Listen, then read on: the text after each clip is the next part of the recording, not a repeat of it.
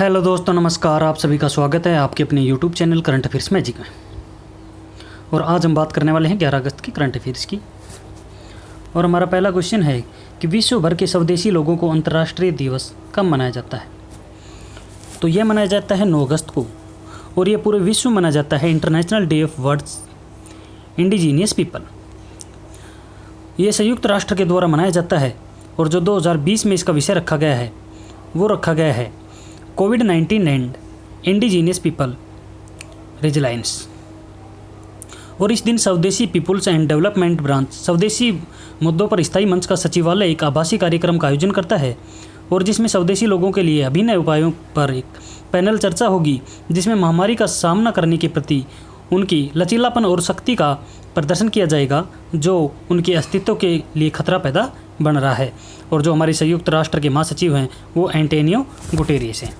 हमारा अगला क्वेश्चन है कि फ्लिपकार्ट ने किस सरकार की वन डिस्ट्रिक्ट वन प्रोडक्ट यानी ODOP योजना के साथ एक समझौता ज्ञापन पर हस्ताक्षर किए हैं। तो फ्लिपकार्ट है जो भारत के घरेलू ई कॉमर्स मार्केट प्लेस है, और इसने उत्तर प्रदेश सरकार की वन डिस्ट्रिक्ट वन प्रोडक्ट यानी ODOP योजना के साथ एक समझौता ज्ञापन पर इन्होंने हस्ताक्षर किए हैं। और यह जो MOU हुआ है ये ODP योजना के तहत कारीगरों, बुनकरों और शिल्पकारों को फ्लिपकार्ट समर्थ पहल के दायरे में लाएगा, और इसे सामाजिक और आर्थिक चुनौतियों का सामना करने वाले कारीगर, बुनकर और शिल्पकारों को ODOP योजना के तहत अपने व्यापार को ऑनलाइन बढ़ाने की यहाँ पर मदद मिलेगी। और जो उत्तर प्रदेश के CM हैं योगी आदित्यनाथ, और राज्यपाल हैं आनंदीबेन पटेल, और मध्य प्रदेश के राज्यपाल भी हैं आनंदीबेन पटेल। हमारा अगला क्वेश्चन है कि खादी और ग्रामोद्योग आयोग यानी KVIC की किस राज्य में रेशम प्रशिक्षण सह उत्पादन केंद्र यानी सिल्क ट्रेनिंग कम प्रोडक्शन सेंटर खोलेगा। तो यह खोलेगा अरुणाचल प्रदेश, और अरुणाचल प्रदेश के एक आदिवासी गांव चुल्लू में यह खोलेगा क्या, रेशम प्रशिक्षण सह उत्पाद केंद्र। और यह राज्य का पहला रेशम प्रशिक्षण सह उत्पाद केंद्र होगा। और यहाँ पर प्रशिक्षण सह उत्पाद केंद्र में हथकरघा, चरखा, सिल्क रीलिंग मशीन और युद्धरत ड्रम जैसी मशीन यहाँ पर स्थापित की जाएंगी। जो हमारे KVIC के अध्यक्ष हैं वो विनय कुमार सक्सेना है, और अरुणाचल प्रदेश के जो CM हैं वो हैं पेमा खांडू, और राज्यपाल हैं BD मिश्रा।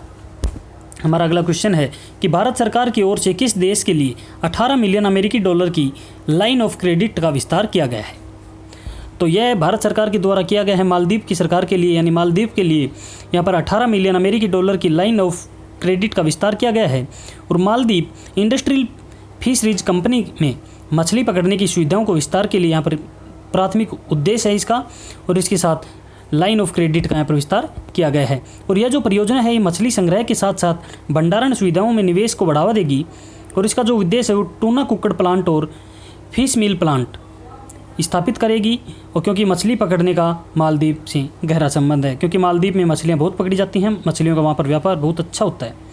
मालदीव के राष्ट्रपति हैं इब्राहिम मोहम्मद सोहलवी, और यहाँ की राजधानी है पुरुष यानी माले,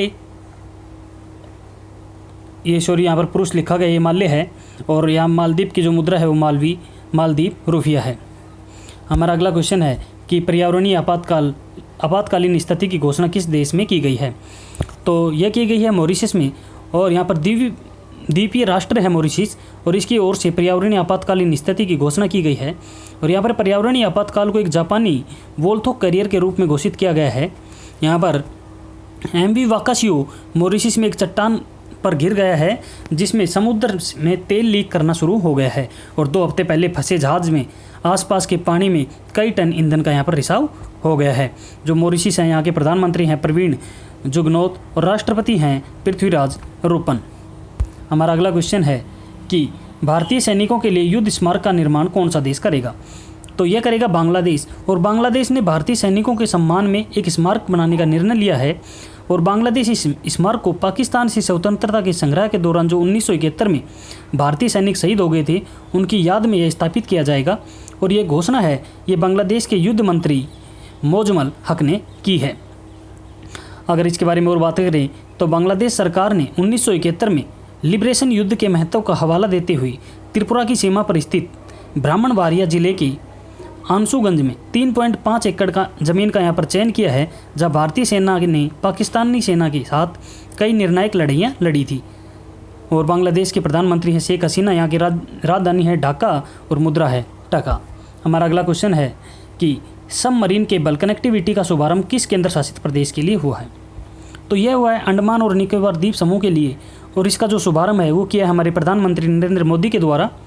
और ये 2300 किलोमीटर लंबी पनडुब्बी केबल बेहतर इंटरनेट और मोबाइल कनेक्टिविटी प्रदान करके अंडमान और निकोबार द्वीप समूह में अनगिनत अवसर पैदा करेगी।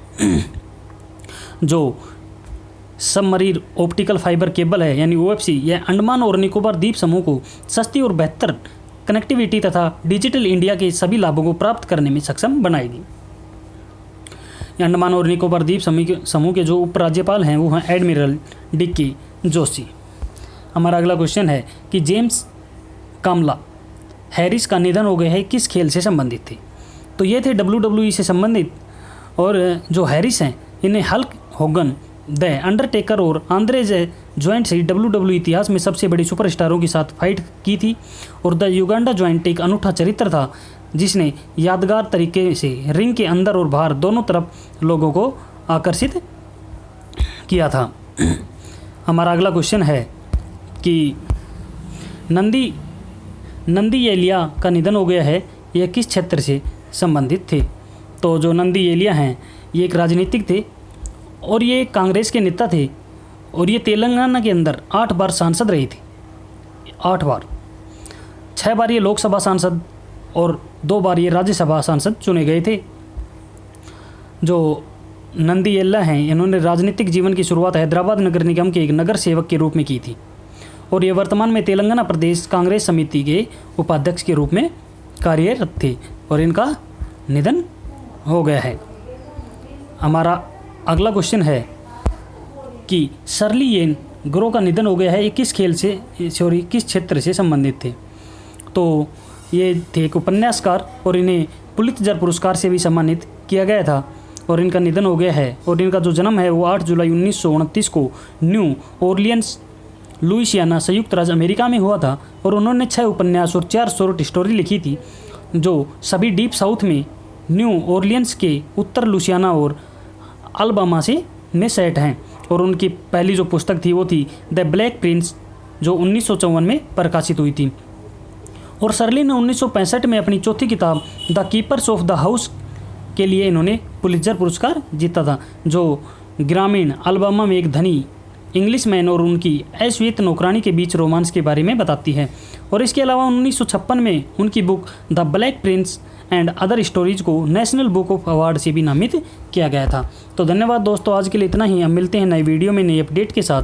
तब तक पढ़ते रहिए, बढ़ते रहिए, और आपके अपने YouTube channel current affairs magic को सब्सक्राइब करना ना भूलें। धन्यवाद।